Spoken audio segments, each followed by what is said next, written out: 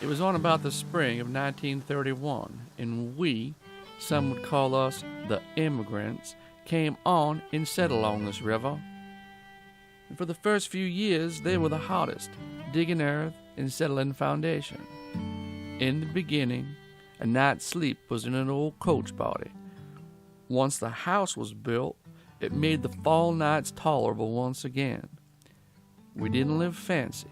We took what we needed from the land, and in return, the land took from us our backs and our blood and our tears.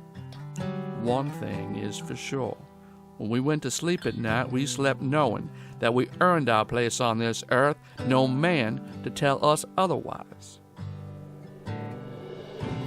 My father and his father before him was a liveryman, and about the time I had come of age, the horses had turned to steel. The short runs of my father had turned to 100-mile daily journeys. The feed had turned to petrol, and the dirt had turned to tarmac. During the day, post road was my mistress, but at night I'd turn home to Mama, the children, and a hot meal, good Lord willing. Here, life was hard, but when it was good, it was real good. A man's riches aren't always measured in his pocket, and here at our home, we raised a family, a son and a daughter a man could be proud of. In 1965, we married off our little girl to a kind-hearted man, and she began a family of her own. She moved on about 3 counties, and we'd see her on the holidays. Mama would talk to her often on the wire.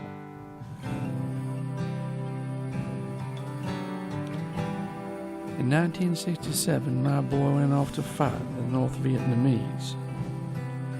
In the winter of 1968, we got a knock on the door. Mama was never really quite the same after that. Can't really say I was neither.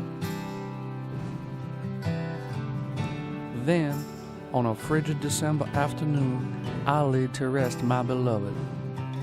The house went from warm to cold that day, and from that day, I never went back.